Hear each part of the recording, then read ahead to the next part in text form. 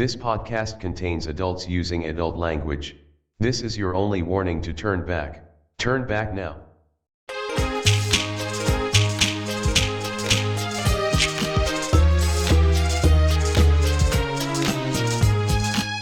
Hello, brownies and bobkins, and welcome to Ignore the Bird, Follow the River, a podcast where nerds and creatives talk about Willow. I am Zach, Forever GM, Captain Zach. You can find or commission my art and or a role-playing game at Nerdcrafty.com. You can follow my actual play streams of the Iron Hearts every other Sunday at 5:30 on twitch.tv/nerdcraftylv. And I'm joined by my friends in brownies, beer, and love, Weston, a.k.a. Navandra, and Adam, a.k.a. Charlemagne Champagner. Weston, how you doing? Doing all right, man. Doing all right. I'm Weston Lee Ball. You can find me at lava_submersible on Instagram and TikTok. I also do the Nerdcrafty stuff for the Nerdcrafty TikTok as well. I'm an actor, artist, musician, and just your little punk rock goblin here to talk about my favorite movie ever. Adam. Yay, I'm Adam. I do stuff that's nerdy and acty and other things. And if you want to find out more about me or hire me for anything within reason, you can contact me via my Nerdcrafty contacts, which you can find on the website for which is nerdcrafty.com. Yeah, so we are going to be talking about Willow. We all love that movie dearly. We're all anxiously anticipating the show as of this recording. It has not come out yet. We're a couple months away. We're sort of continuing from our first episode of this podcast, our Willow character deep dive. There's a lot to talk about with Willow, but we want to get into the black root and potatoes of Willow the character. For those of you that know me, you know I play a lot of Dungeons and Dragons, and when I'm watching anything, Willow or otherwise, I keep a notepad or a computer by me because I can't turn off my forever DM brain.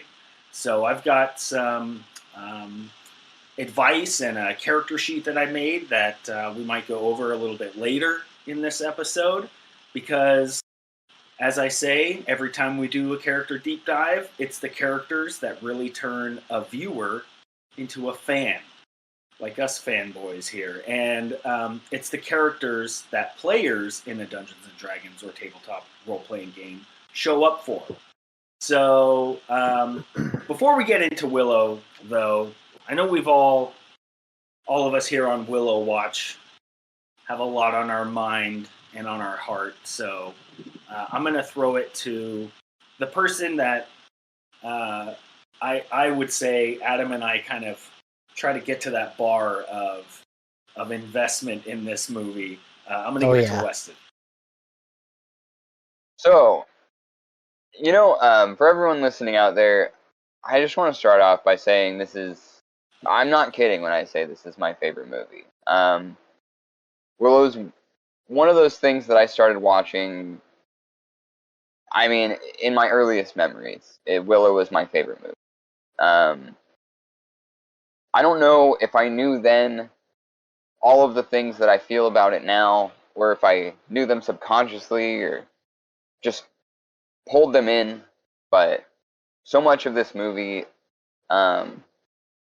just hits me right where I am. For every point in my life, I can go and think of a time where I watched Willow and a different piece of it comes out and hits me in the chest. I don't feel prepared for this episode, but I don't think I'll ever feel prepared for this episode. And I think I'm echoed by my comrades here at Ignore the Bird, in that Willow is one of those characters that, at least personally, emotionally, I don't think I'll ever stop understanding. And the moment that I stop understanding it, I'm afraid of that moment. because of all of the times where it has meant everything to me. I know this sounds a little melodramatic, but I like movies. I always have. I'm an actor. I've been acting since I was 3 fucking years old, man. This stuff runs deep into me. And escape into a world like this, for a lot of my life, I needed it. I still do.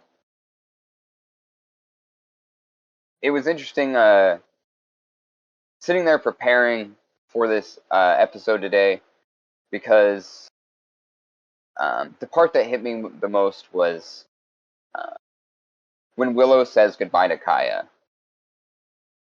Me and my partner, we've been living together for 11 years. Our lives are completely tied into each other. So when Kaya's first line is, "We've never been apart," it hits me, you know? This relationship holds the two of them together. They are fused together. Kaya is a part of Willow, and Willow is a part of Kaya. She regulates parts of him that he has trouble regulating, just by her presence, not by any sort of odd controlling factors. In fact, we see over and over again that Willow doesn't have that kind of relationship with her, that their relationship is based on trust and mutual compassion for each other and understanding that runs deep. When Willow is approached by his son by the riverbank, he's sitting there tilling his fields for his family so they can keep their property against this asshole fucking landlord in Burglecut. And he knows how important that labor is, but when Rannon comes up to him and says, "We found something by the river," he thinks his kid just wants to play. And what does he do? You know? "Oh, I can't." But after just a little, "Come on," of course Willow goes. Because he knows that child rearing, that being a part of your kids' lives, that playing with them is part of the labor that is parenting. It's not just for one of the parents, that both participate. And that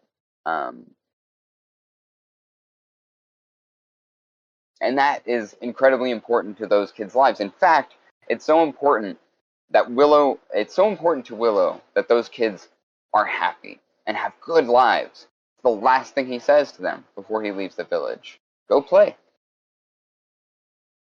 And that says a lot about who Willow is. He's a good father. He's a good husband. He's a good member of his community. Even if he doesn't know it, even if he doesn't feel that way at the time, the High Aldwin is just saying to him, you know, you need to believe in yourself. You need to trust yourself. Trust in the love you have for your family in this adventure. You know, let that love remind you who you are in these moments. Willow's love is constantly for his family, and is constantly the guiding force for why he is there. Willow doesn't feel confident. He is afraid, and for good reason. The Nelwyn were never treated fairly by the Daikini. They are segregated into their own villages. The Daikinis have slurs for them, and when Willow encounters them throughout the film, they don't treat him with respect or dignity. They don't treat him like he's a person. And in fact, most Daikinis are only drawn to Willow by his connection with a Daikini baby. And I could go on. But Willow knows these facts implicitly. When Willow sees the baby, when he sees Alora for the first time, he's not trying to push her away because he's uncaring or cold in some way towards Daikinis. He's afraid that the repercussions will not just hit him and his family, who are already on land that Burglecut's trying to steal from them, but it'll put his entire community at risk. He knows that. Kaya pulls the baby out of the river because she knows as well. She knows that regardless of repercussion, the right thing to do is to defend that child, this defenseless baby that needs help. And that's where the story starts with us, folks. I'm going on a ramble here, I apologize, but that's what we're here for, damn it. And Ramble on. Here, this, here. This character means a lot to me. That's the point I'm trying to get at here. And there are pieces of Willow, there are pieces of Willow inside of me. Parts of his adventures are things that I'll remember and say out loud for my whole life. They're moments that I cherish. Both the versions I've watched on TVs for 35 years, or the moments that I relive in my daily life when I think them. When I'm facing adversity, when times are tight. It's not my name, but I think courage, Willow.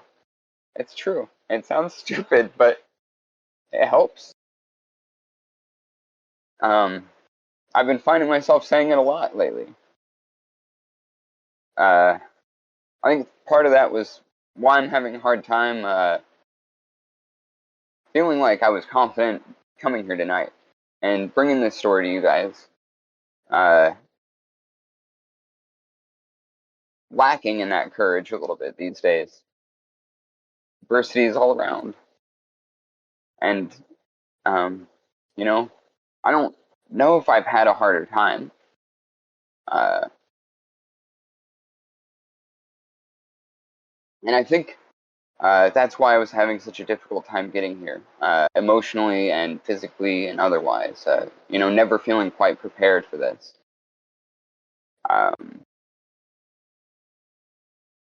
I'm distracted. I don't feel like I have 100% of my faculties here, and I'm doubting myself, and I'm feeling guilty because I'm doubting my friends. These people, these amazing, wonderful people that I love, that are here with me tonight. I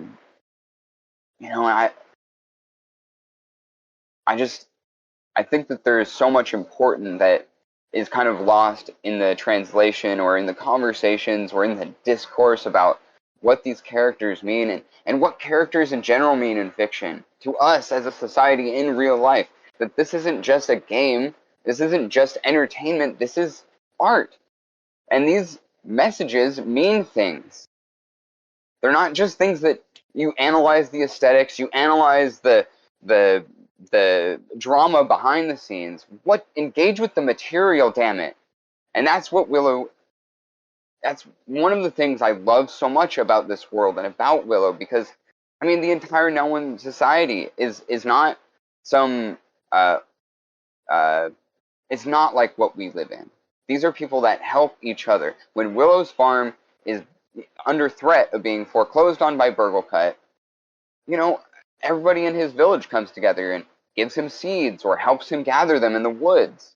That's how he's able to survive. And you find whenever the Nelwyn are interacting with each other, they're not interacting on a level where one is better than other. When they're all at that party, there's a wedding procession going on. There are performances of music and magic, and no one person is in control of anything, which is behind the central message. When Willow is asked, what finger controls the universe? What finger holds the power to control the world?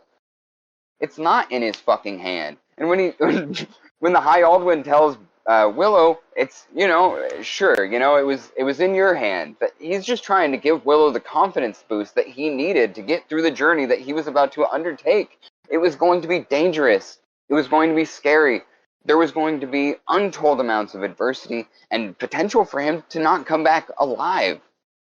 Like, Willow's life was on the line, and whatever the High Aldwin needed to tell him to get him there didn't matter. Because we know the real answer. No finger controls the universe. And who would want to control the universe? Not the High Aldwin, not Willow, and no one who deserves that power. And those are the guiding messages of this film. That that there is no amount of want for power that doesn't come without corruption.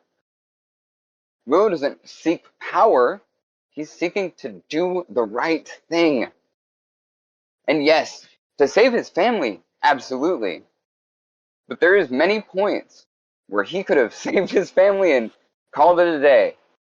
Trusted in Mad Mardigan and Sorsha and Eric and the rest of the Galador Knights, the Brownies, and all of the power of the magic in Finrazel once she had been reconstituted, and gone home. Family saved. We'll be But he knew the welcomed right back as thing. heroes, Migosh. Yeah. When he's walking back with Migosh, man. Absolutely, you know? I mean, and that's before the stakes were raised, you know? Ultimately, Willow doesn't know Elora Danon's prophecy before he ends up in Shirlindria's woods. And him and Migosh would have had no idea when they were celebrating preemptively. Which is, you know, the one of the hallmarks of the hero's journey, where, you know, near the end of the first act, our heroes are think that they've had it, have everything solved, and everything is going to be okay, and then of course, it isn't. Yeah. And then Act 2 starts and the stakes get higher. That's definitely my favorite moment of that movie, when he's walking back with Migosh and he's talking about, oh, we'll be welcomed as heroes. And there's just, it's not even necessarily said, or at least I can't recall the exact dialogue, but that's definitely my favorite moment, when he has that feeling. He's just got it in his gut that he's not doing the right thing. Yeah. And, you know, the bird with the bird shows up with the brownies and the baby, which kind of undercuts it a little bit. There's like, I don't know, maybe the hand of fate or coincidence at play. But he's about to turn around, or at least not be able to sleep well that night, because he knows he didn't do everything he could. And that's something that we experience in real life, and not all of us have turned around and done everything that we could, and it stays with you. It haunts you. Yeah, Willow has that driving sense of responsibility. And I think when he's on the road back with Migosh, like, I wonder if he's saying, yay, we'll be welcomed as heroes just to celebrate, or whether he's trying to convince himself. Yeah. I mean, maybe Migosh feels that way, because Migosh is like, he doesn't have a whole lot invested in it, but, you know, Willow really, he already, when you were talking about it, Weston, I kind of realized, like, the hero's journey in any hero, but Willow especially, kind of goes through, like, the hero's journey is equal to the stages of grief. I mean, the beginning of his journey, when he finds the baby, he's already in denial, but he, in the back of his mind, already knows that he has to go through with everything that is involved with this, even if he doesn't realize it it's in his subconscious, you know? Certainly. Yeah, and if you recall, right before they see the hawk that is ridden by Frangine, Willow asks Migosh, did we do the right thing? Yeah. Yep. Yeah. You know, it's definitely, it's no question that Willow isn't sure that that was the right course of action, and is trying actively to convince himself that, yeah, you know, it's going to be okay. Everything's going to be fine. That's bargaining. Exactly. Yeah. And Migosh is the stand-in for us. He's the C-3PO of that scene, where, you know, we're telling ourselves, yeah, we did everything we could. Time to go home to our families that we miss, to our partner that we miss. Get on with our lives. Let these other people deal with the rest. Yeah. Yeah.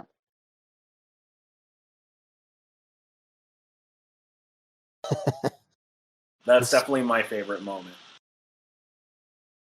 Yeah, I have. Because that's what makes a hero. Go ahead. Oh yeah, and it's very, you know, like, it's one step at a time, you know, and sometimes you're blindly trying to follow the right path and you stray off of it, but then you get back on and you just keep going. And I forget which franchise it is, but something I've read or watched or something like that. They asked the question, what's the most important step that you can take? And they say the next step is always the most important step. Even if you falter, you just get back up and keep stepping. But yeah.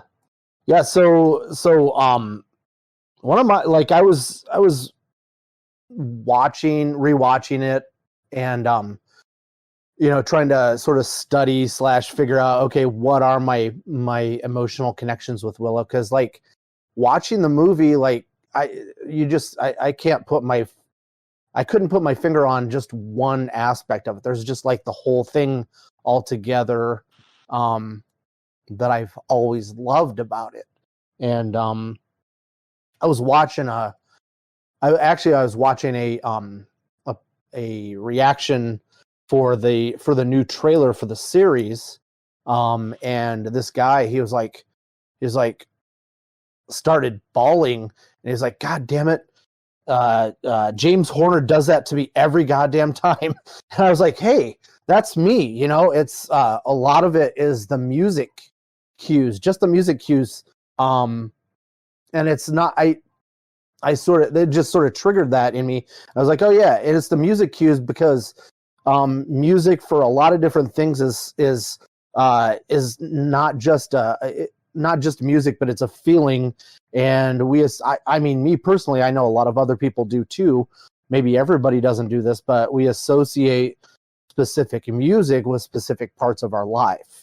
And I think that is I have a few more that we could talk about later, but that was one of the big things, I think, that is one of the emotional connections I have with this movie, is just the score alone. You know, it's beautiful. Absolutely. The entire sound design is kind of the prototype for so many, not just fantasy, but sci-fi kind of theming. I mean, you can hear parts of the score of Willow in all kinds of movies that come after it. And, like, there's no way you can convince me that people who compose the scores for, like, Game of Thrones or The Lord of the Rings, you know, essentially didn't use this as a reference or a reference point, or weren't aware of it subconsciously. It is a really incredible score that is often left out of conversations of great scores, especially where the genre films are concerned. I mean, we hear a lot of talk about the incredible sound design of things like Blade Runner, and even Star Wars, where this is, I mean, a lot of the hooks that come from the score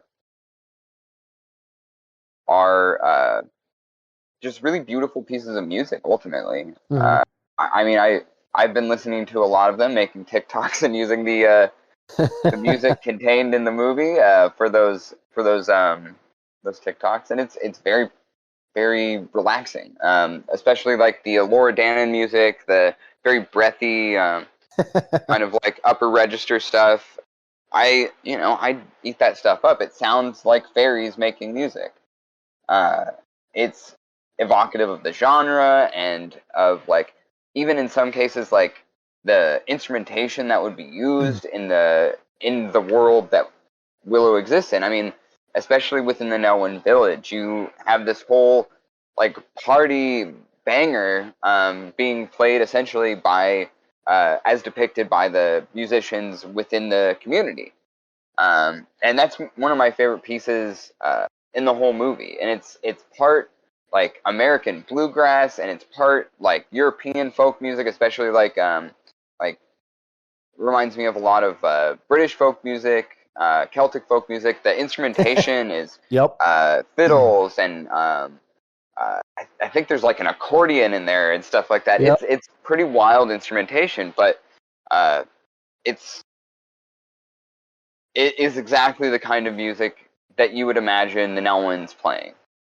Yeah, I was talking to Samantha, but actually just about specifically about that, and it was like, what did I say? Oh, she said it reminded her of Zydeco music, and I said basically the same thing. It sounds like if you took a bunch of Irish people and Ewoks and put them together, and that's the music they came up with, which is lively and fun and just makes you want to move around and stuff like that.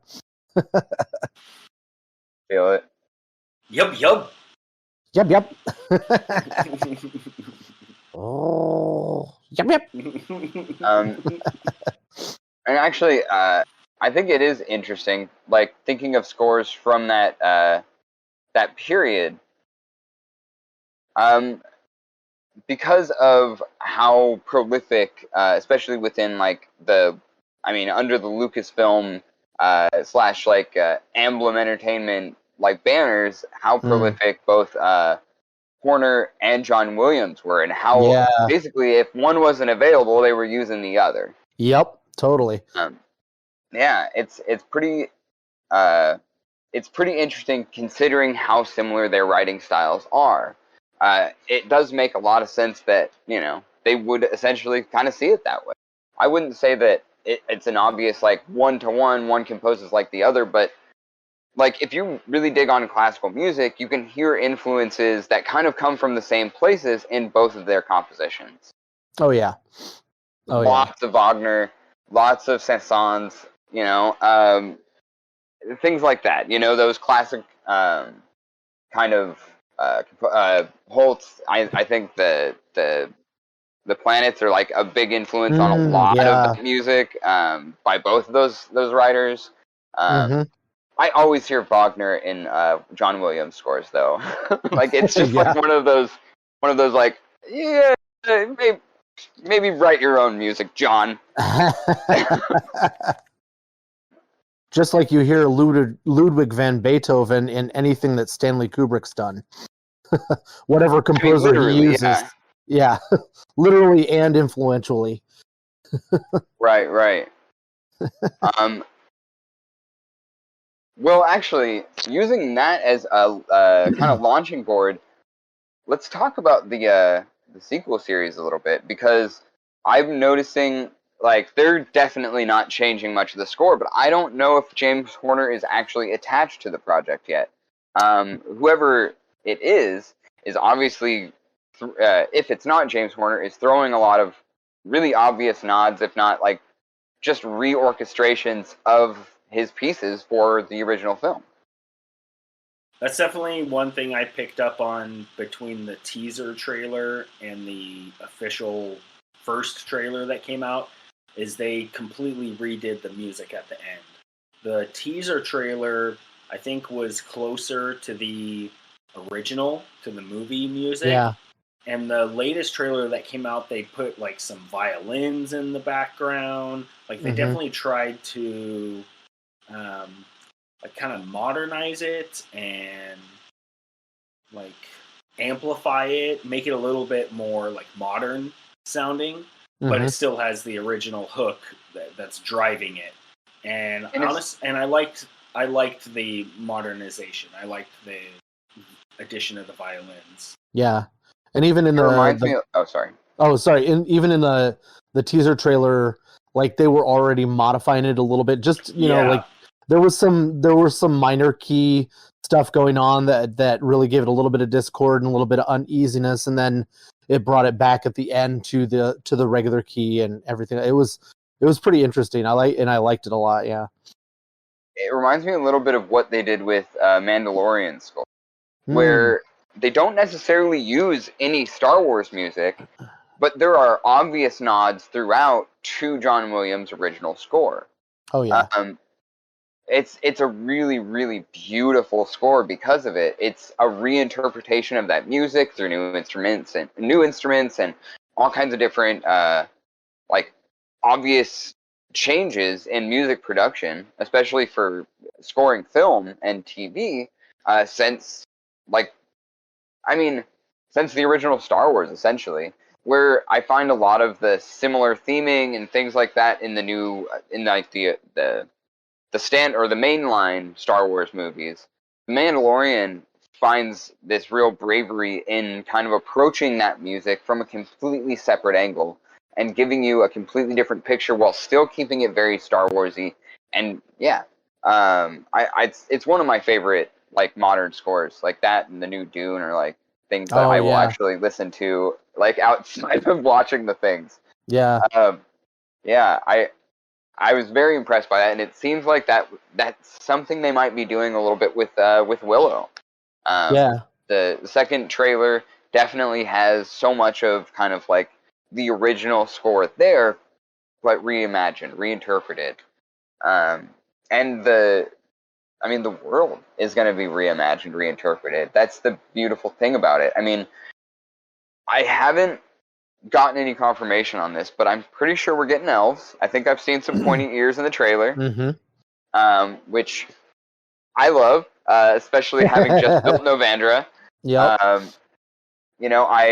love that Kevin Pollak is returning as one of the brownies. Yeah. Oh my God, I was so excited when I saw that. Absolutely incredible. And then we heard the news that Christian Slater is joining the cast as an old friend of Mad Mardigan's or something, right? Yeah. I'm really excited about that. Exactly. Like, we're not going to get Val in this series, it doesn't seem. And if we do, it's probably going to only be for a second. And they're not going to tell us until it's out if he's in it. Oh, yeah. Like, we're going to have to see it to make a statement about it. That's the only way it's happening. So yeah, it's a lot of interesting new announcements over the last week at was it D23? Yes, big D23. convention. Yeah, a lot of really cool stuff, including the trailer, or including a lot of new like essentially poster art for the show, kind of giving us an impression of how much the world has changed. What do you guys think of where are the Nelwyns? Where the fuck are the Nelwyn? Yeah, we've only seen 2. I feel like we've seen 3 actually, because we see Willow's daughter. Okay. Right, we've seen Bonkar, we've seen Willow, and we've seen hopefully Mims. They might have done different daughter or something like that, but we haven't seen Kaya, we haven't seen Rhiannon. We know that there is a scene where he is hugging a younger Nelwyn that we're assuming is his daughter, who's actually, coincidentally, played by his real daughter. And that seems like it's a tense moment. And whenever we see Willow, through most of the other trailer, when he's interacting with the younger members of the cast, the new, essentially, main cast for the show, where he meets them, it looks like a village in the woods, but he's alone. And all the buildings have been consumed by nature. I think it's the Nelwyn village. I think it is too. Especially when you see him hugging his daughter. I'm pretty sure it's his daughter. I saw a cast interview with Kasdan and Warwick and a few of the younger cast members. And one of the younger cast members actually said, I'm pretty sure it's one of the younger cast members said something about, or maybe it was Warwick, said something about his daughter playing Mims, and they actually said Mims. Oh, so we got that. The other interesting tidbit that I don't know if they were supposed to say it or not, but the girl the actor that plays Mad Mardigan and Sorce's daughter, Kit, she said something about she's a princess of Galadorn.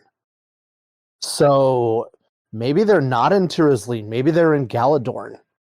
So I thought that was pretty interesting. Well, we know that's where Mad Mardigan is from. Yeah. That would make sense. Although Mad Mardigan,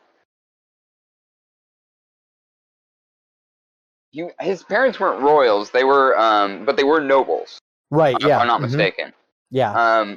So it'll be interesting to see what all of this means. I'm just I'm fascinated by the what's happened to the Nelwyn's, especially because we see the brownies, played by Kevin Pollak, so his brownie Rule, and some other unknown brownie at this point. Yeah. Um, Who looks like they know how to do the robot or something.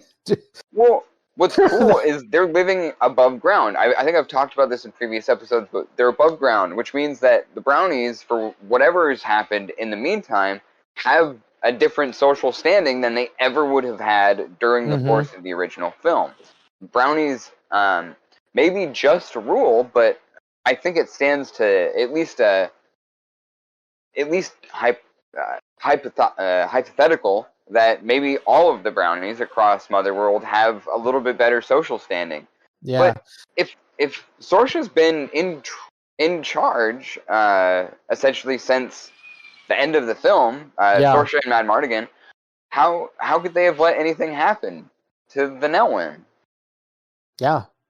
Like, this is one of the big questions I'm going into this series with. Like, how could the Nelwyn have been scattered like that, especially from Willow's village? I mean, and beyond that, like, what we never role got did to Willow see, have in that? Yeah, we never got to see like an epilogue where Willow returns to the Nelwyn village and upsets the status quo with Burglecut there. Maybe Burglecut's going to be the new villain in the new show, and he's just taken over the Nelwyn village and the forest, and he's pissed off because Willow did the bird with the apple trick and the bird shit on his face. I'll get you, Willow. Yeah. That it's too bad that Burglecut doesn't get like enough retribution by the end of the film, because it does feel like that. Like, he needs his comeuppance. Yeah, he should have got DDT'd by a troll or something, I'm That's just saying. what I'm waiting for in the new series. We also see a lot of really interesting returns from. I mean, at a certain point in the new trailer, there is about a 3-second frame where a big dust cloud is coming through an interior location, and it is 100% Bad Morta's face that is imprinted into this magical dust cloud. Bad Morta's back, whether or not like it's in name or somehow like a kind of Voldemort-style rise to power from the grave. She is going to be an influence in this story. I think it's undeniable at this point. I'm hoping they tie it to the book that we found out about within the lore of Willow and Motherworld. That she was like, the Maleficarum. God, what a great name! Yeah, like I think someone's opened the book, and that someone might be Elora Danon. Could be. Yeah, that reminds me of I've been thinking about that. And I'm like, well, they've got all these kids or younger actors in it, and they're that they're not old enough to play Elora Danon. So, and I just kept thinking about that. I was like, where? I mean, I know they're not going to show her until we're watching that episode where they reveal her and everything like that. There's nothing going to be in a trailer, but what if they've already showed her to us? Like, what if she's the one in the teaser trailer that Willow's standing there battling, or maybe just practicing magic with, that's holding the wand of Sherlindria? Oh, yeah. I'm 90% sure. I mean, you mentioned this at one of our planning meetings recently, and I 100% am with you. That makes perfect sense. That they're not going to tell us who Elora Danon is, and why they haven't told us so far is because she's going to be the central villain. Elora Danon would have been the person who essentially was going to inherit the wand of Sherlindria. Mm-hmm. So it makes perfect sense that she is the person standing off against Willow with his staff. And whether or not that's like a challenge or a training session, it's irrelevant. Right, especially considering that when we see Willow hugging his daughter, his hair is brown, and when we see those kids meet Willow, his hair is silver. There's going to be some time fuckery. I'm almost positive of this. That they're going back and telling some of these moments that happened in the past before the series starts through flashback during the course of the series. I think flashbacks and kind of a non-linear storytelling method of storytelling is going to be probably a big part of how this series unfolds. And I'm all here for it. I want to know those little details, what happened to Bab Morda. In fact, Bab Morda's whole, like, spiritual dust cloud could be something that happened in the past that, you know, necessitated the training between Willow and Elora Danan with Shirlindria's wand or whatever. But, you know, everything's still super up in the air, but it is very fascinating that we have no word of Elora Danan up to this point, and we are 2 months away from the show being out. Oh yeah. The another interesting tie-in that I saw that I didn't see before was you know how we were talking, was it maybe you and Isaac, or I can't remember, we were talking about the first trailer, and there were like some symbols on doors and stuff that we were like, oh, what is that? And it looked kind of like, I don't know if you could see this. Looked kind of like that. Yeah. And I was like, what is that? Yeah, we were like, oh, that looks like it could be really bad. Or maybe it's just a symbol of like the straight line. I was thinking maybe it's a straight line that goes a little bit jagged is like the material plane, and the sort of river looking thing is like the ethereal plane or something, because they're in a lot of the trailers and in the film they talk about, you know, this not being the only part of the world. This is not the only world, and everything. And so maybe it's that. But then when I was watching the film today, I realized, you know, the gongs that they bang before Bab Morda does that rite of whatever it is to try and banish Elora Danan, that gong has that exact symbol on it.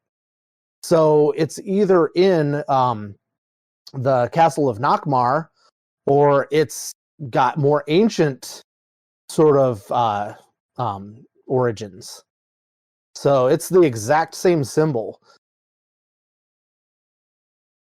Maybe that's where they're going. Yeah, maybe they're going back to Nockmaar. To the ether realm. And you know, well, what's interesting is we see that tapestry in a couple of different places. We see it when we're introduced, when in the teaser, when we were introduced to Sorsha, reintroduced, and then we see it in the second trailer where one of the younger characters, I think one of the younger members of the cast, is setting it on fire. Yeah, whether on purpose or by accident. Maybe they're just clumsy, but yeah. It looks pretty intentional. Yeah, it is just a moment, but it did look pretty intentional. And it could be that, I don't know. It could be any number of things. That is really fascinating. I haven't really looked into any of the runic languages of Motherworld, but yeah. Let's kind of just. I want to get back to our sweet Willow. Do you guys want to give like a summary or kind of wrap up our thoughts on the trailer and move on from here? Yeah. My summary is there will be a moment where Willow says, You were supposed to be the chosen one. You were a daughter to me.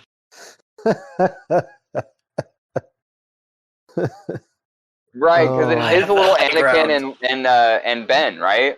The relationship, if Elora and Willow had that. Yeah. Yep. I feel you. Okay. Yeah. In summary, for me, I discovered that it's James Newton Howard that is composing the score for the series, and he's done things one such of Ron's as kids? Huh? Is that one of Ron's kids?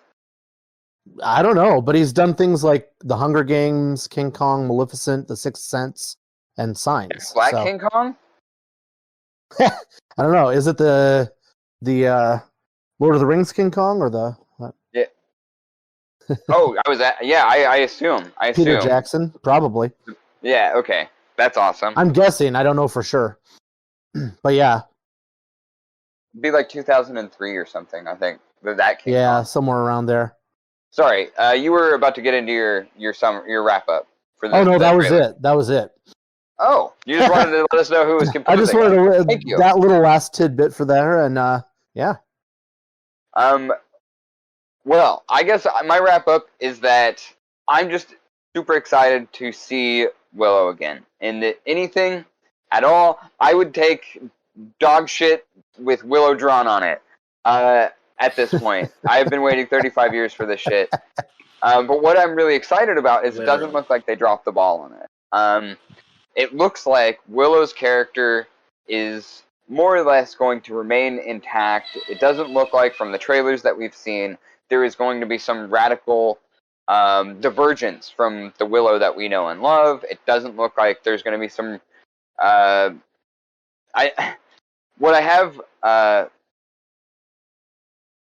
What I'm really excited about is it looks like, to me, from my perspective, it's just an evolved version of the world, and I'm excited to see more of it because there's so much out there that we have obviously covered through the course of this show, and I want to see elves. I want to see more magic and a bigger world and all of the great cities of Motherworld and learn more about the great mystery and there's so much to this world.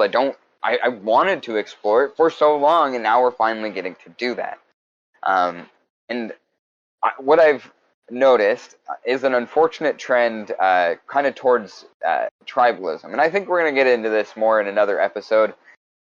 But I've seen a lot of really, really disgusting takes from some really weird people on the internet about this show in regards to their belief that there will be lesbians and how that will be the worst thing that's ever happened and shit like that.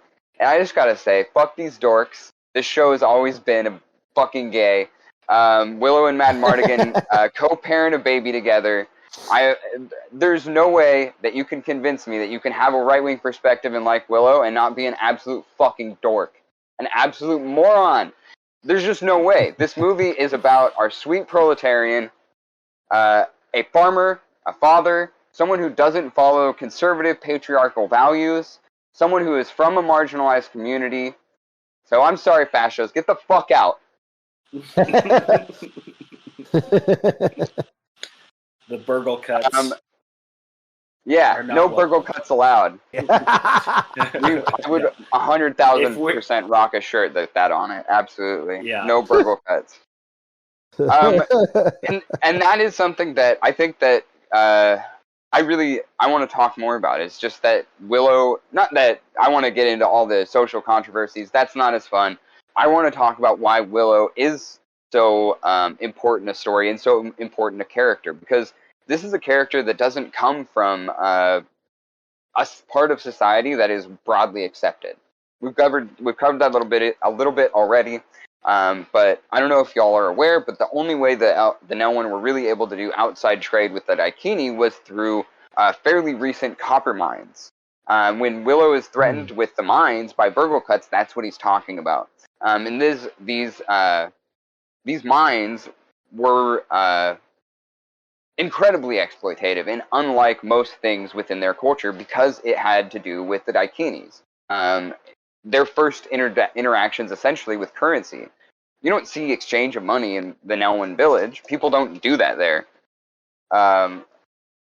What we see is people who are much more likely to be bartering, to doing work trades, and things of that nature, working in mutual aid with each other to make sure that everyone has the best life possible. Even Burglecut isn't a final authority in their community. Burglecut as much is a as he prefect. wants to be.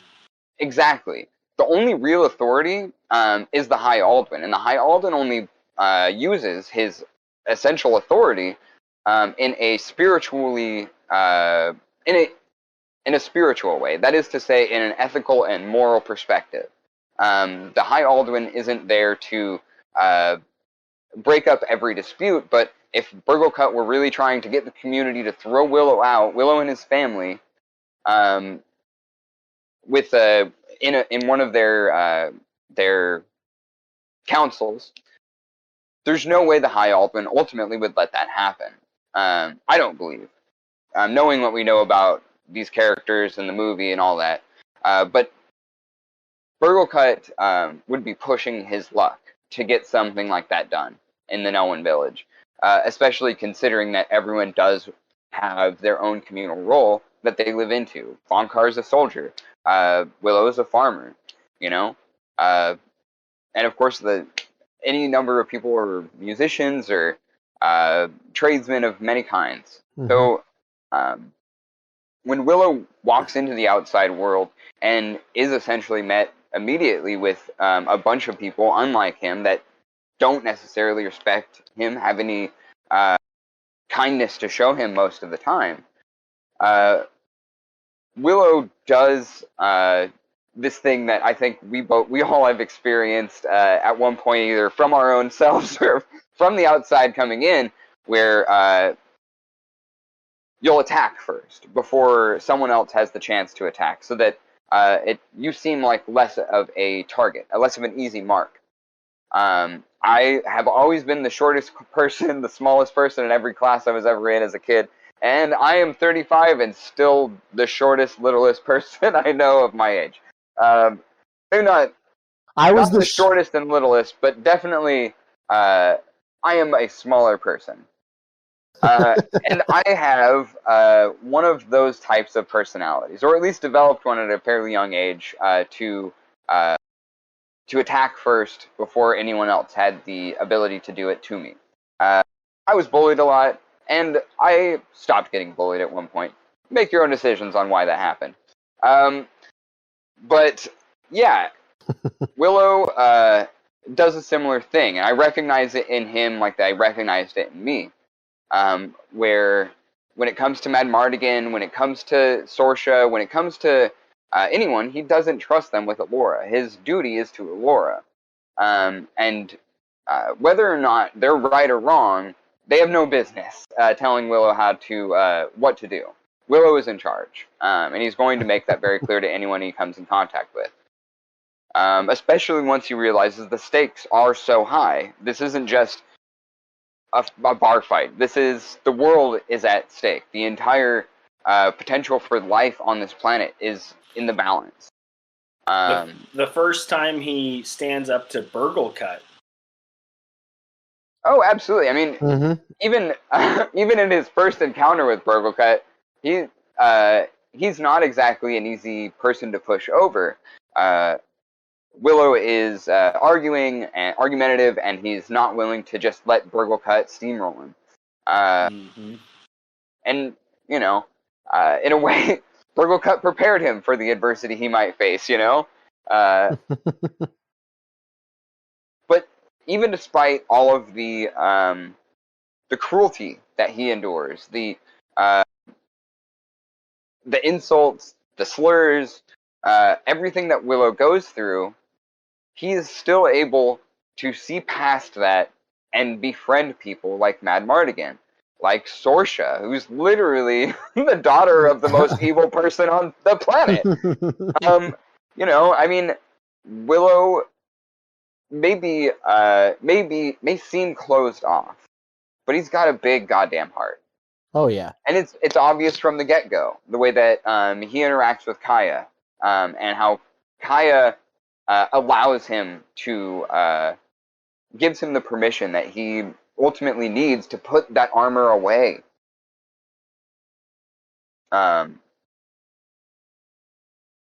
It's a very powerful thing, you know, when you have that perspective of like always having to play the defensive, to have someone tell you it's okay to put down the weapon. You know, it's okay to let go in this moment and just enjoy yourself, breathe, live. Willow gives that when he can to his children, to Kaya, even to Madmartigan. You know, he gives them that. He kind of recognizes similarities where he's like, you know, it's okay. it's part of who he is, and building these relationships is a part of the analysis we have to bring to Willow. Willow's not just making friends along the way. Of course he is. Willow is also building a coalition of completely unlike people from different realms of every part of their society. Willow brings in brownies. Willow brings in a Galadorn knight. Willow brings in the daughter of Bavmorda into this small coalition of people who will lead and help him overcome these incredible odds. Because Willow knows that regardless of whether or not he's continuing by himself, or Willow knows that if he continues by himself, his odds of surviving are less than if he is with people that he can trust and that will have his back, and that ultimately, even if they don't have his back, they have Alora's back. And that is a really important part of understanding like where this character comes from. Is it's not like it's an intentional part of his story arc that that effect of bringing people together, even people that should and would be fighting each other if he wasn't there. It is part of his character. As well as being a great defender, he is a bringer of peace, a breaker of bread. Yeah.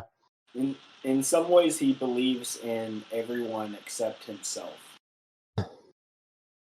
Absolutely, Yeah. that is a big part of his journey. Is that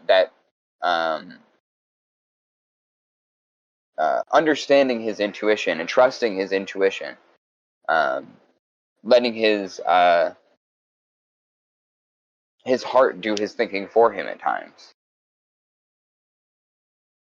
Yeah, I think everybody kind of has that a little bit. I mean, I know I do for sure.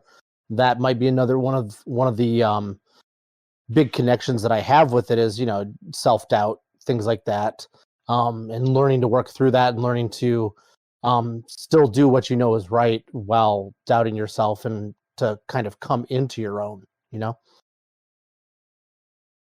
Oh, absolutely. I think what makes my journey easier is the same thing that made Willow's journey easier.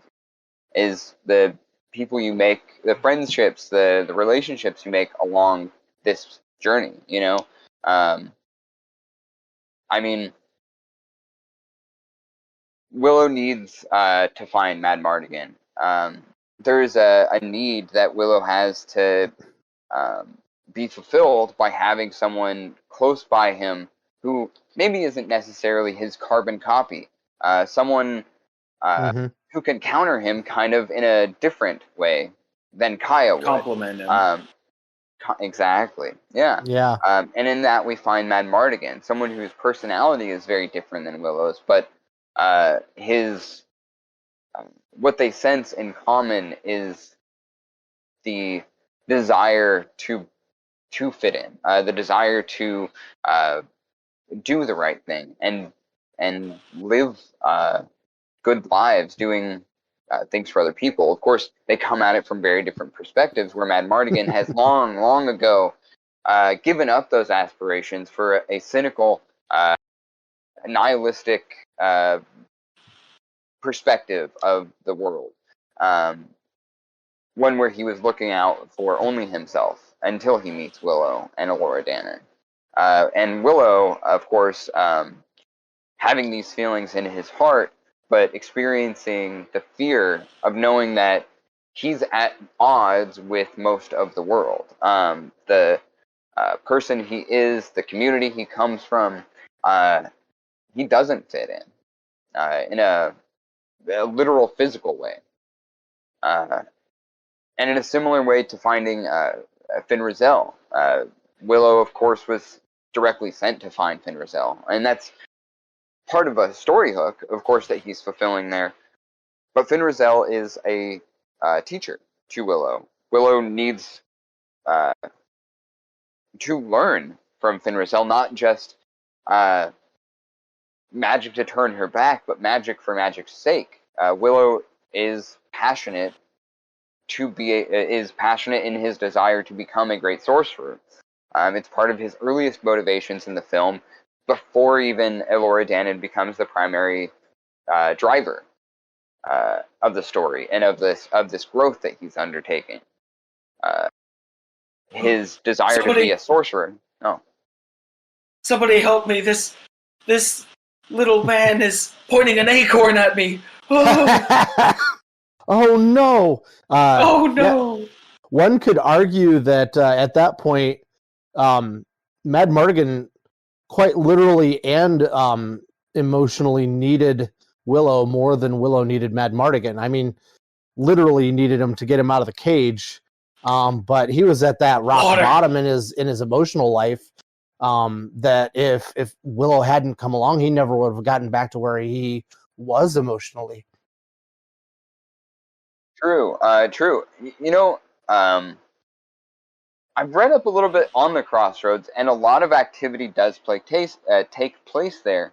But Mad Mardigan's days are numbered once he's in that cage. You know, no access to food or water. So he's got literal days left to live, and he's going to die in an incredibly painful way that I wouldn't wish on my worst enemies to go. You know, starving and dehydration. That's a long, painful one. I don't know how he was starving too. He has like lots of food in his teeth in those scenes. Like he could live for a few days just picking at it. Dehydration would have gotten him before the starvation then.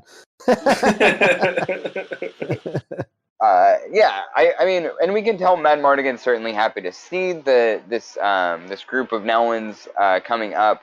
I mean, he shows it in his own way, but he knows that give me some water or I'll kill you. To get out. But there's potential for him to get out of his situation there, and his opportunities for that might be more than just this one, but he has to find and mine each of those opportunities in order to get out. So, you know, whether or not it was him or later on with Eric, who knows how he would have interacted with Eric if Willow hadn't been there to be an option.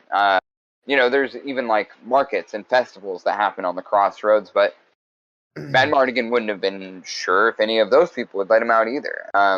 He is very fortunate to have had Willow and, more importantly, Migosh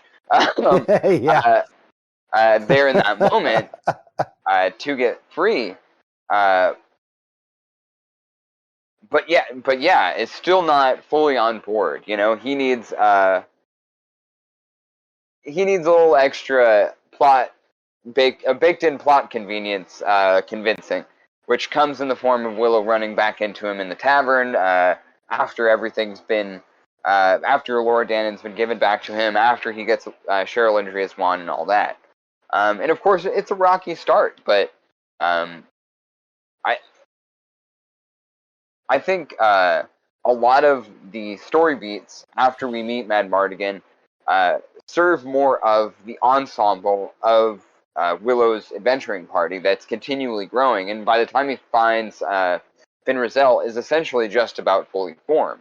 The only other person added to it later on is Sorsha, and in a way the Knights of Galadorn, although they just kind of show up. They're not really within the party necessarily of Willow's traveling company.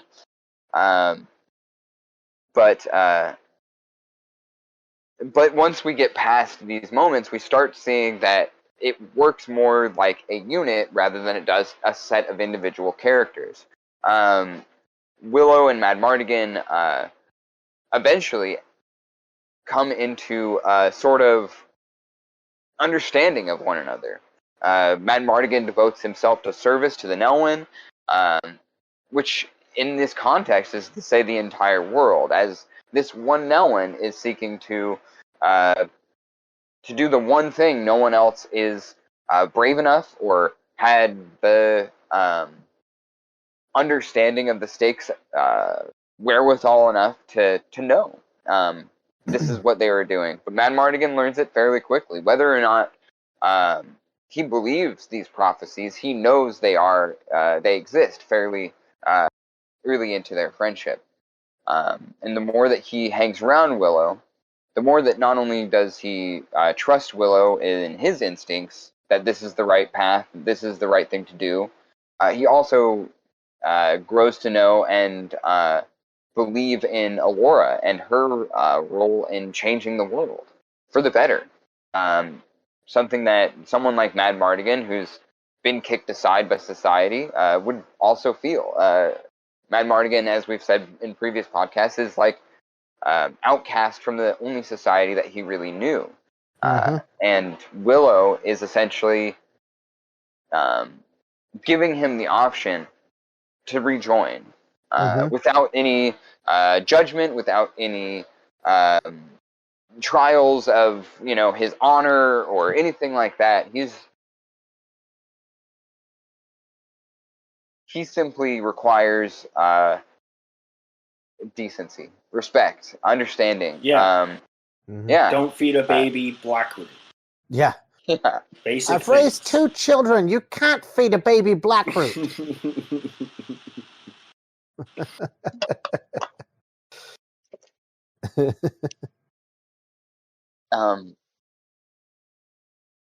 And yeah, I think the ensemble nature of a lot of the second act, especially, doesn't necessarily serve to give Willow all of the spotlight, which makes this part of the analysis not necessarily like terribly interesting. Although we see Willow's evolution, we see him continue to grow, but we also see a lot of the growth in the other characters that's taking a lot of that narrative space, as you would, until we get back to essentially when they have the battle at Tirazleen, and Willow has Alora taken from him by Kale, and the stakes seem to be at the highest, and the morale seems to be at its lowest. And who's there to pick him up? But Sorsha and Mad Mardigan. And regardless of whether or not this has any potential for success for our friends, they're going to Nockmaar. Mad Mardigan gives him the confidence, tells him, "I have your back. We're going. This is the right thing to do. You have led me this far. Let me carry you the next route." And I really like that moment. Sorry to interrupt. I really like that moment too, because he, like Willow's just so crestfallen, and he's just despairing, and Mad Mardigan's just like, he gives him that grin, that Mad Mardigan, that Val Kilmer grin, and says, "Willow, can you ride?"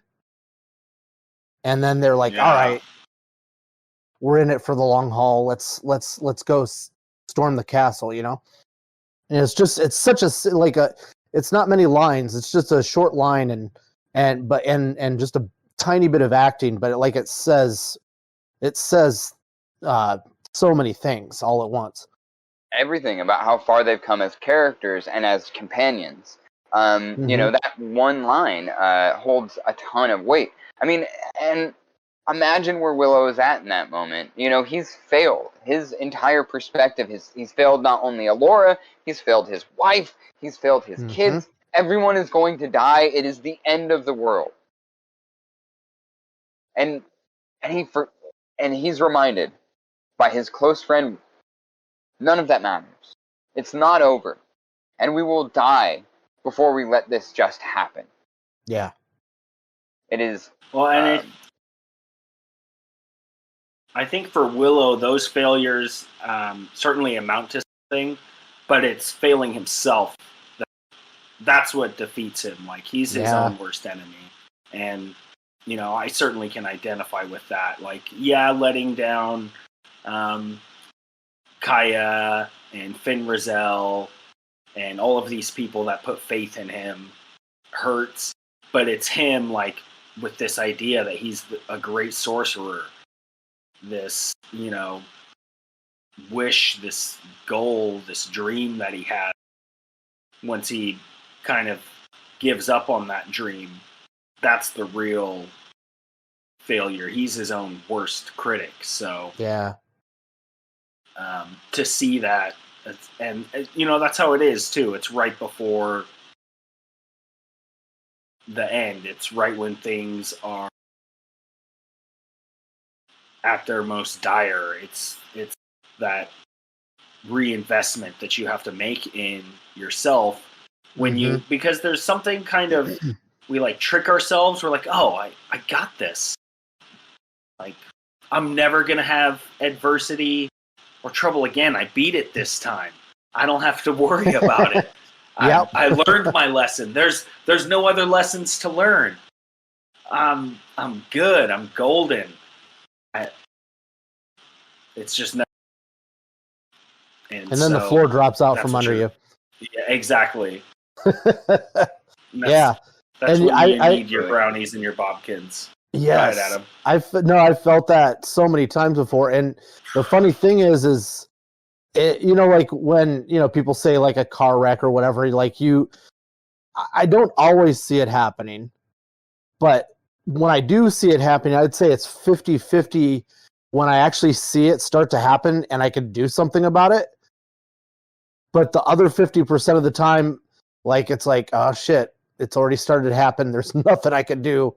I just got to watch this car wreck and then pick up the pieces. It's just like, but those maybe like, I don't know, 20% of the time that you see it before it's actually happened and you can correct for it are worth all those times, like that you're like, oh my God, I've actually recognized this flaw. I've stopped before I've let it come to fruition. And, it happens less than it should, but at least I got it. I figured it out this time, and then you get cocky again and it happens again. But, like you can tell you're making at least a little bit of progress. Yeah. What's interesting is sometimes you get to that point and you're not challenged again. I mean, I think that's what we might see from a lot of people, or I think that's what we might see, something like that within the narrative of the new series, where Willow goes back to the Nelwyn village with all of this new information and things like that, and well, shit, it's exhausting, it's traumatic. And being challenged like that again might seem impossible for Willow through maybe much of his life in between. I mean, obviously, I think we're going to see some of that will not entirely be true, but what we do know is that Willow does see through this moment of worry, of fear, of feeling like he's let everyone down. He's inspired by his comrades. He would rather die in the dirt, doing what he believes is right, than sitting there lying, feeling defeated, and walking away and running away home, Mad Mardigan knows this implicitly and knows they need to make decisions fast. So it's time to ride. And Willow is absolutely inspired and motivated, and knows that, it might mean the end, but I'll die doing what I believe in. I'll die doing what I believe is just and right. I will die doing something, hopefully trying to change the fate of the world from something very horrible to something more resembling a society like the one he comes from, the society that takes care of each other, that looks out for one another. Something that it doesn't seem the Daikinis do very well. And I think that's another central message of this character, of this story, is this idea of Willow trying to teach these fucking Daikinis how to get along, cooperate for a change. That trying to gain power and exploit people for their labor, things like that, are not things that Willow believes in. Willow believes would be the best way to run a society. He doesn't come from that, and coming from it from the outside, of course, it's not his priority, but he can see how much it's affected his world. These warring Daikini, packs of Daikinis and armor and swords, and it's hard for you to not be sympathetic with Willow's perspective there, because his people don't do shit like this. Yeah. They might not always get along. They might not have everything. They might have a pit that they throw people in and do corporeal punishment. Do you guys remember that? I always forget about that until I'm watching it, and they're just like, throw him in the pit! Throw him in the pit! And I'm like, whoa, wait. Oh, yeah. The pit? Can we have more information about the pit? Yeah. It doesn't exist. It's just a really nice bar that they have. It's just right? It's just a whole. It's a beer pool. Or like a mud wrestling arena. Yeah. Like tiny.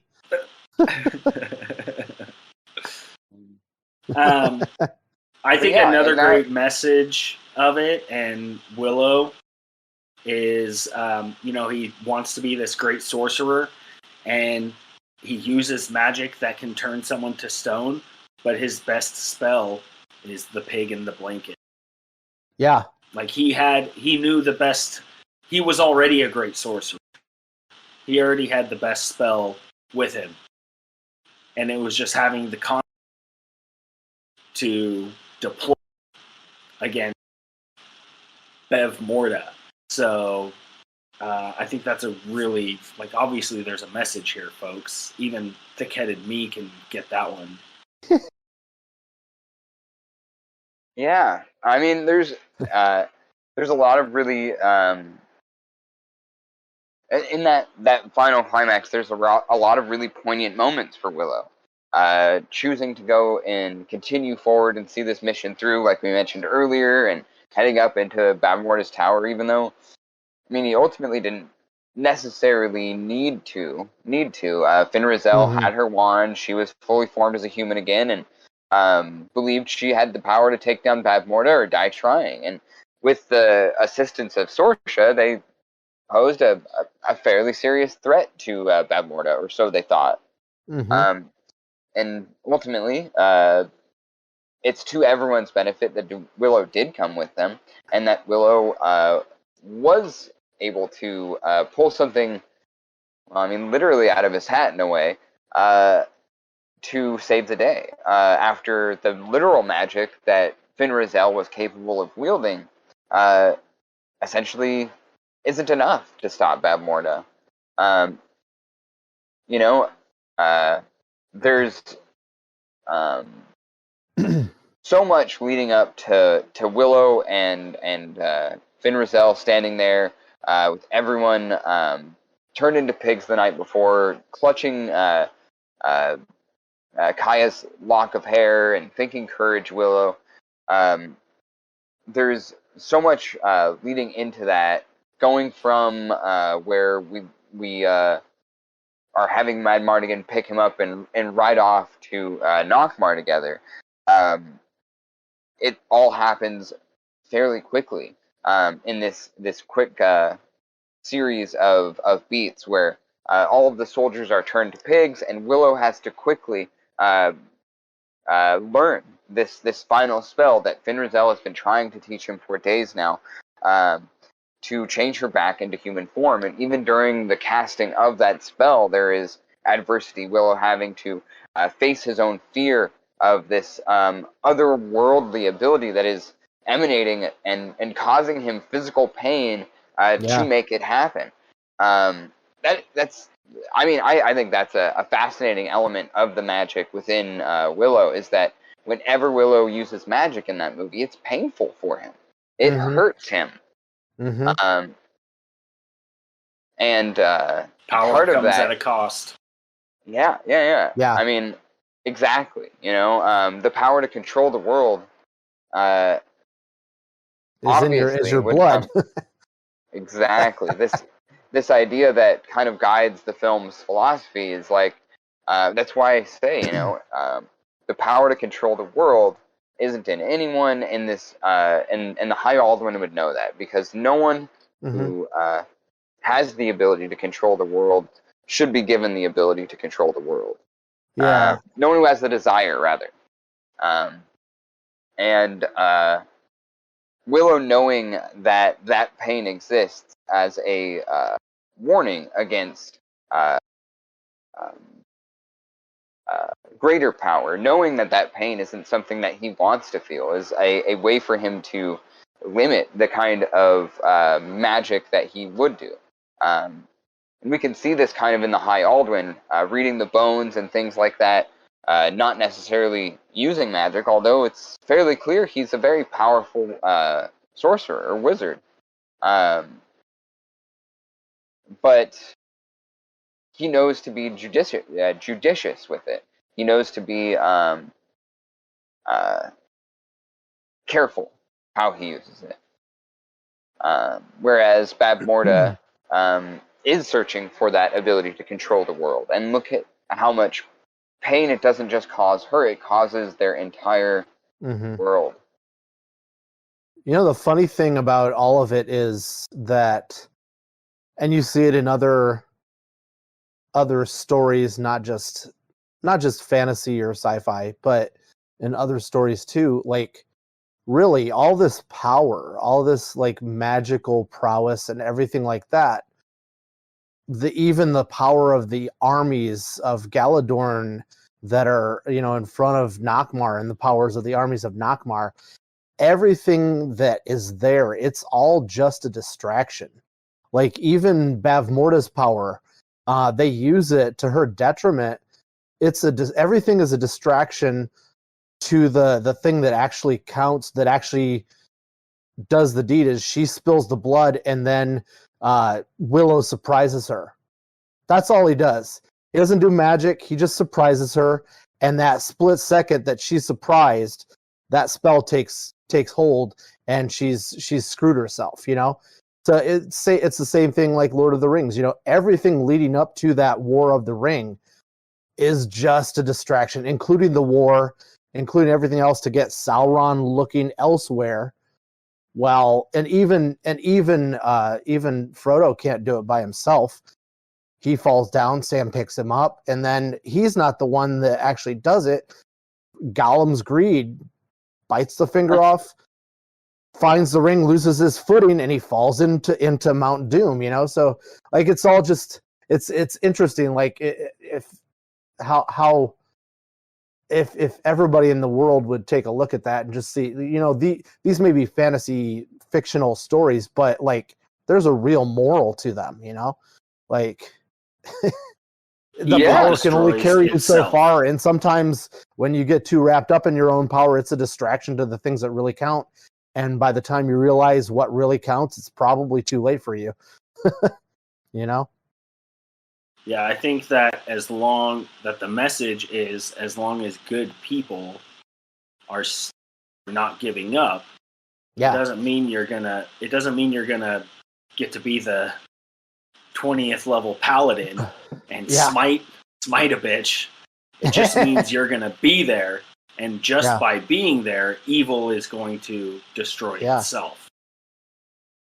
Yeah, there's definitely a powerful message in both of those movies, and they're pretty close to each other.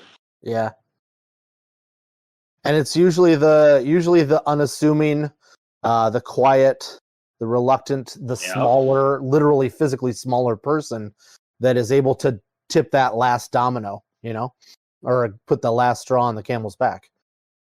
Mm-hmm. Yeah, and if not physically smaller, it's usually someone from a part of society that is marginalized or has been done wrong in one way or another.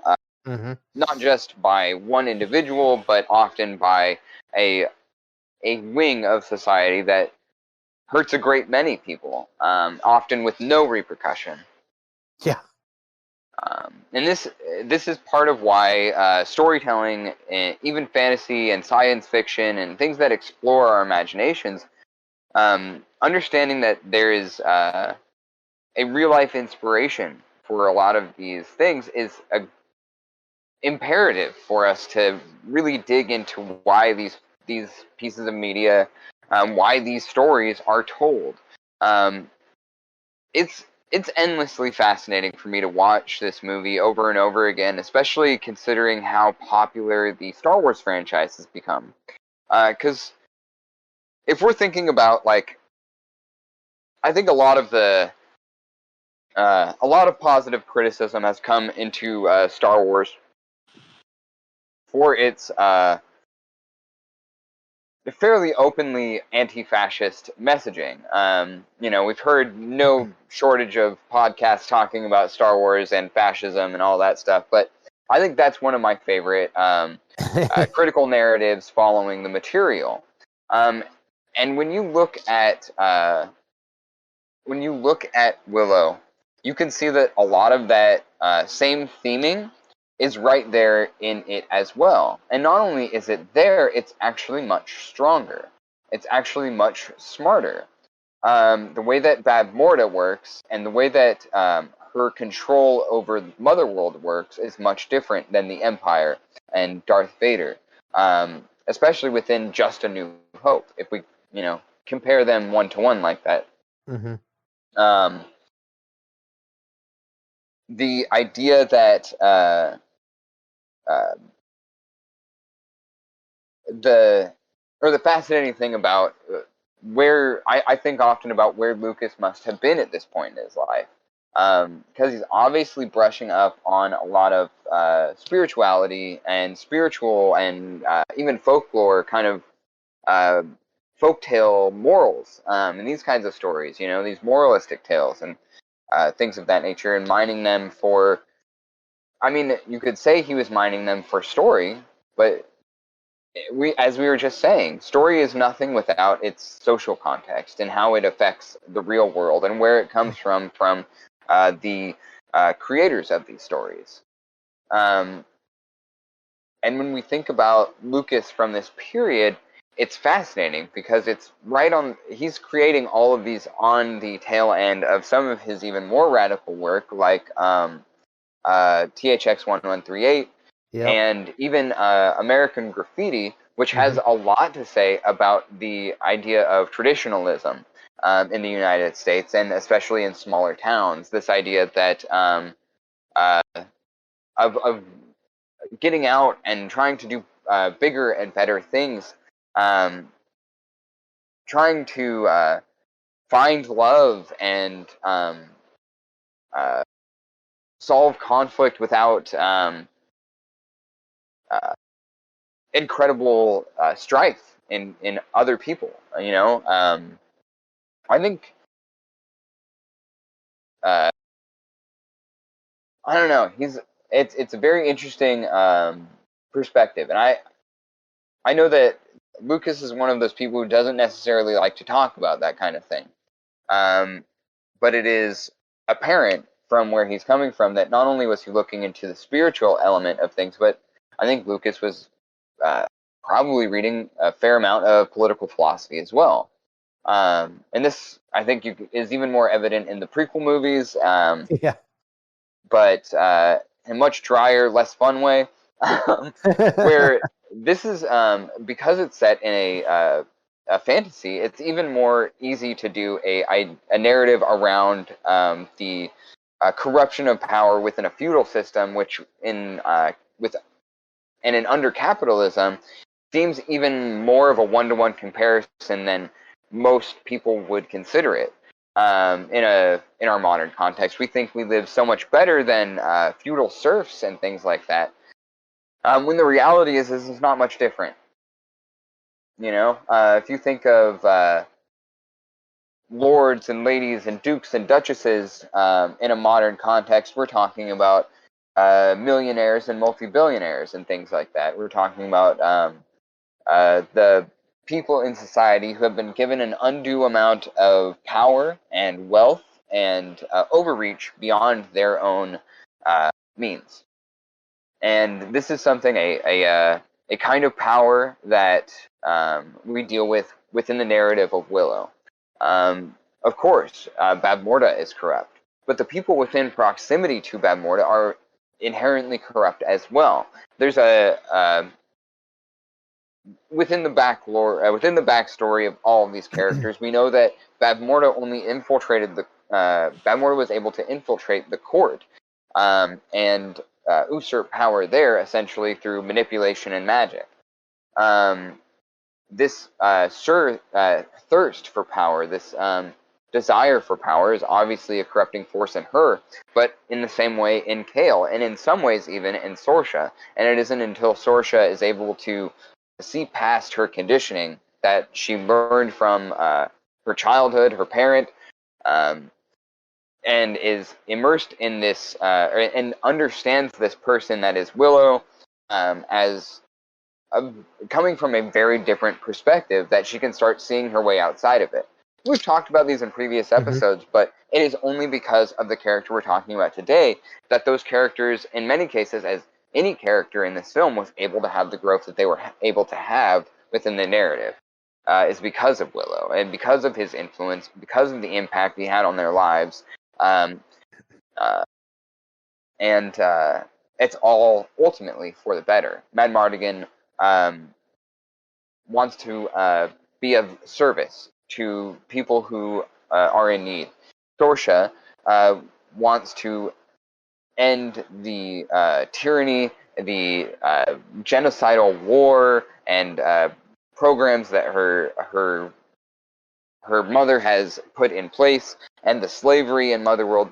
Sorsha wants to put an end to all of this once she realizes that there is more to this world.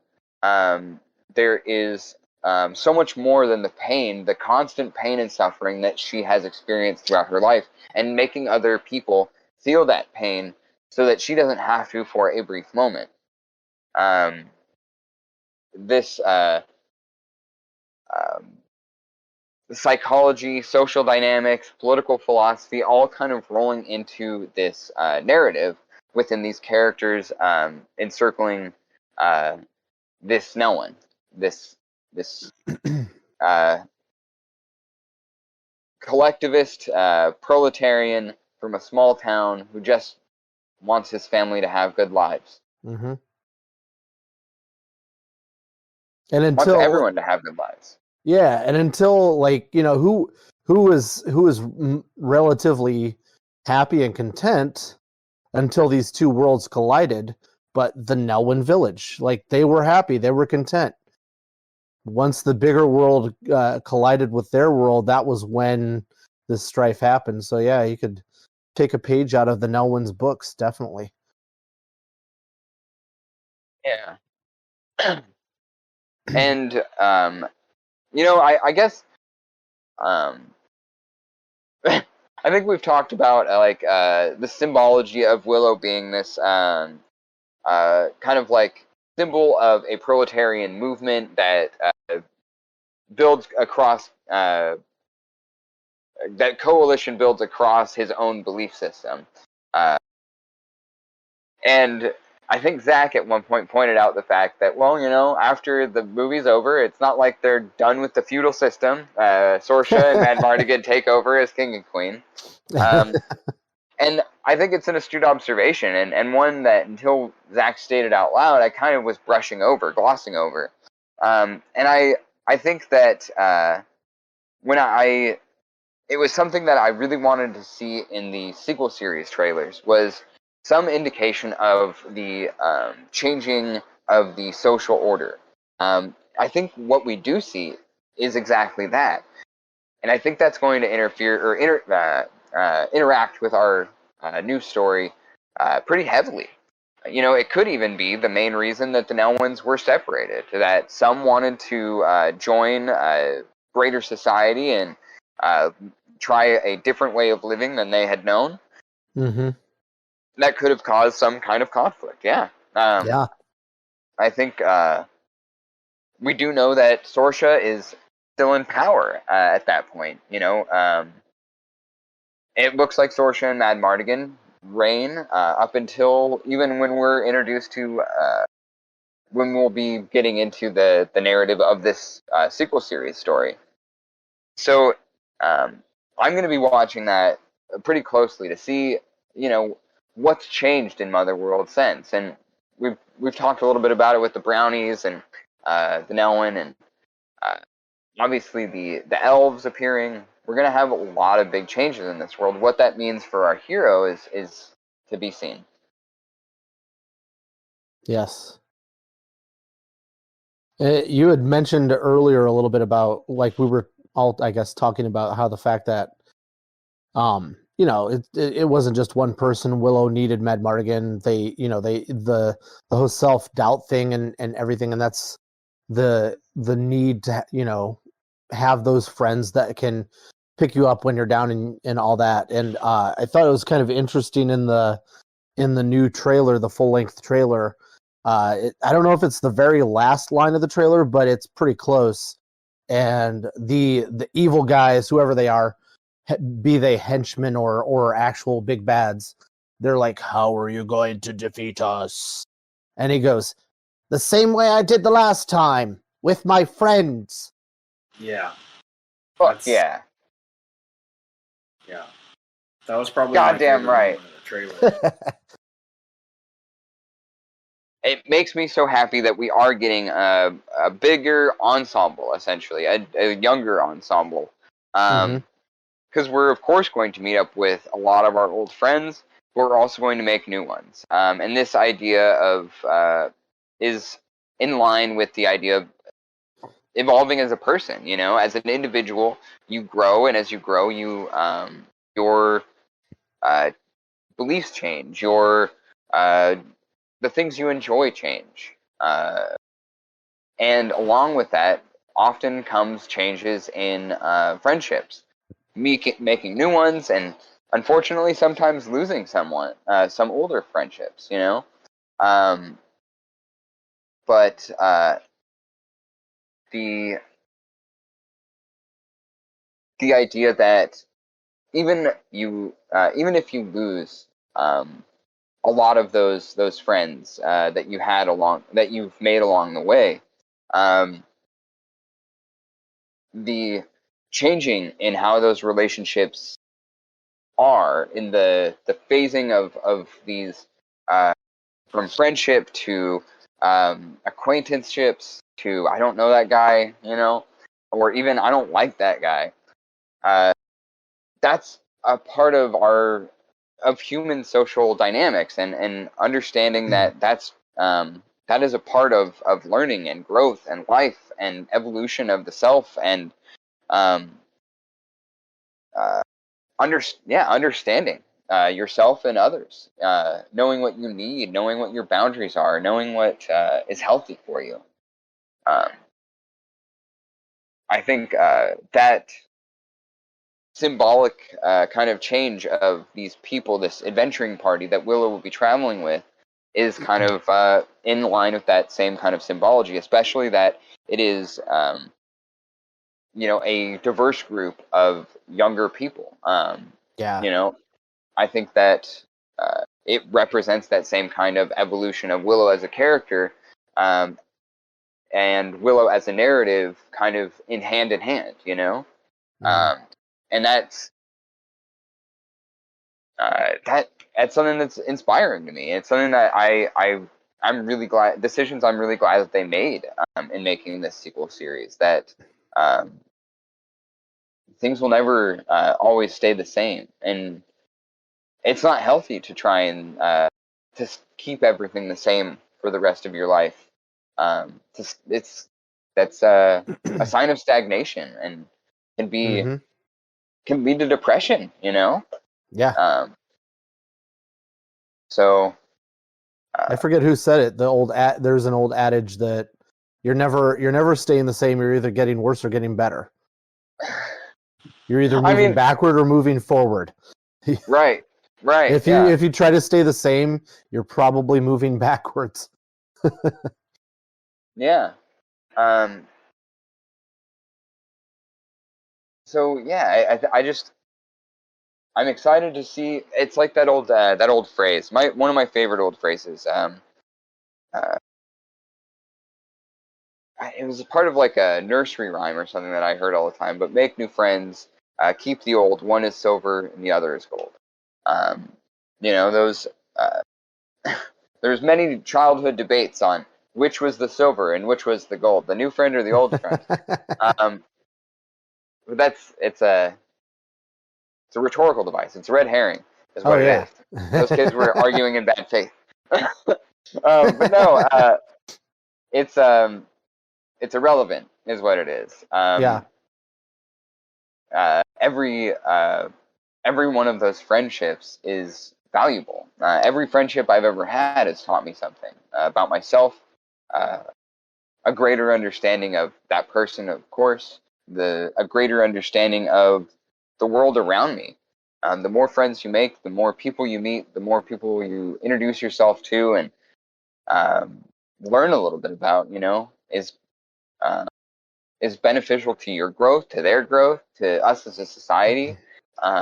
It's healthy, and it's healthy for those relationships to be fluid, to constantly change phases, and sometimes go from acquaintanceship to friendship or vice versa. I know any number of people who went from acquaintanceship to friendship to romantic relationship, and then phases after that as well. Back to friendship. Back to acquaintanceship. But it's the idea that these connections we make with people are not set in stone, solid things that don't require care and attention and time. They are a liquid that is constantly moving and changing and forming depending on what you are putting into it and what you are taking out of it. Well, hopefully the new series drives in and invests in these lessons that the film obviously did. Right, and that's exactly because there's that I think that's line what that's we're in the all trailer. hoping. Yeah. Adam was saying there's that line in the trailer, and like it's definitely going to be a part of who Willow continues to be within the sequel series. Is someone who understands the power of community, the power of friendship.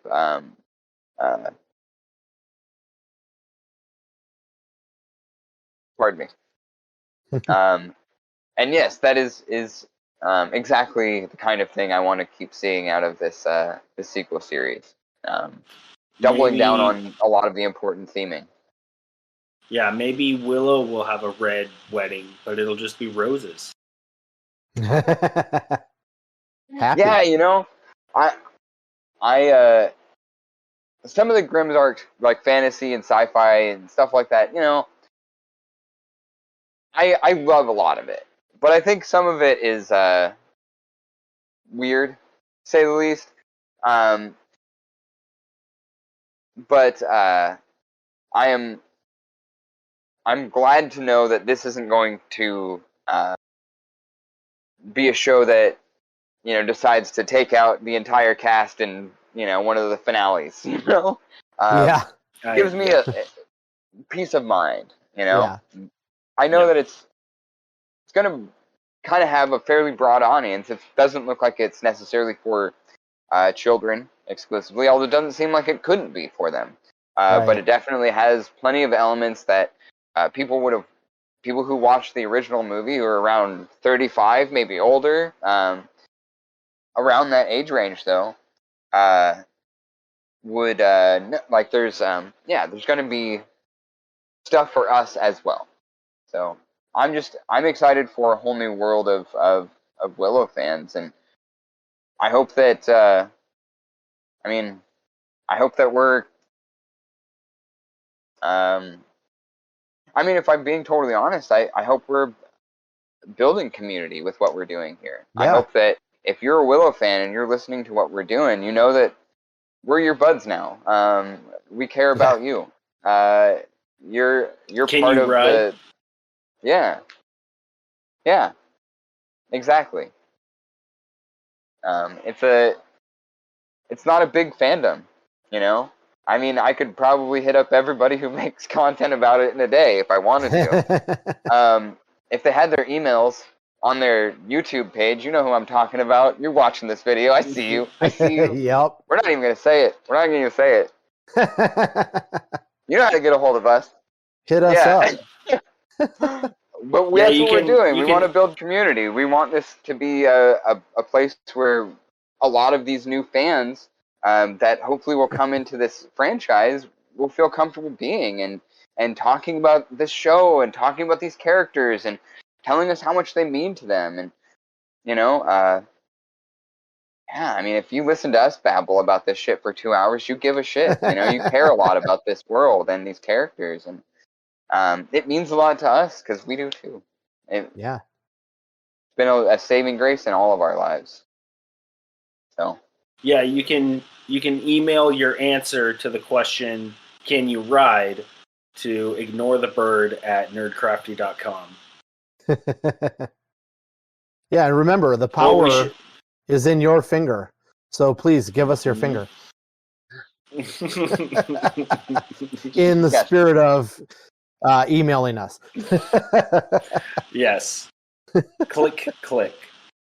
Lots of clickering. You know, we love our clickering on this. Let's hold for 2 seconds real quick. Sam was saying we're at 2 hours. Do you guys want to try and wrap this up real quick? Or I was just about to say. What do you want to do? I was just about to. Yeah, that's probably cool. And then also, Samantha, didn't you say something about wanting us to do like a sort of voiceover thing, saying Willow watch? After we started, I was like, oh crap, we were supposed to do that. Oh yes, we'll do that. Okay. All right. Yeah. So I guess we're gonna wrap things up here.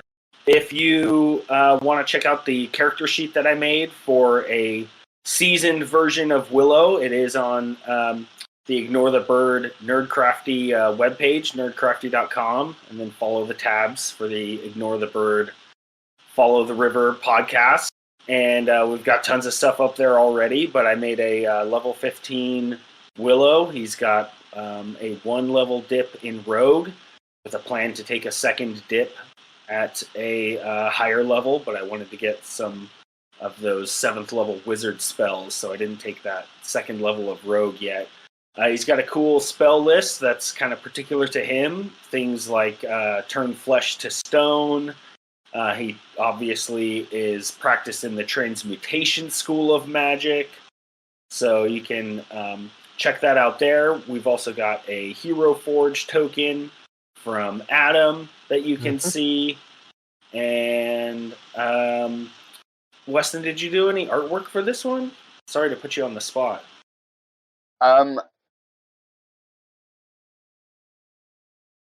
I mean, not if really. Not we can necessarily intentionally, but there was a drawing. There was a drawing I did, kind of like while I was doing my review of our first Willow episode. It's not like specifically tied in, but it is a castle, and it is a castle on a hill, and it is a castle on a hill with a misty kind of like sad-looking background. And that castle does kind of look like Nockmar. So, I don't know. Even if we don't use the hill. Even if we don't use that one, I feel like the movie poster that we did for our D&D one-off is good enough to be used again and again and again. I definitely have a couple of images that I've been thinking about doing. There was this one of the images right before Willow leaves Kaya's side. There's this image where Willow is like staring into Kaya, and Kaya's looking over at the High Alduin. It's really this like it's not an image I thought I would be so powerful, but today, like I was saying earlier, it just really hit in a different way, and like just the way that Willow is staring into Kaya in their last moments of embrace before he leaves, and Kaya looking over at the High Alduin, kind of almost like, don't take my husband, you know? Right, yeah. Like, don't do this. Understandably so. Yeah. Well, we could keep going on and on. We appreciate everyone who's listening for sticking around. And I think we're going to sign out tonight to all of our friends. Can you ride? This has been a Nerdcrafty podcast.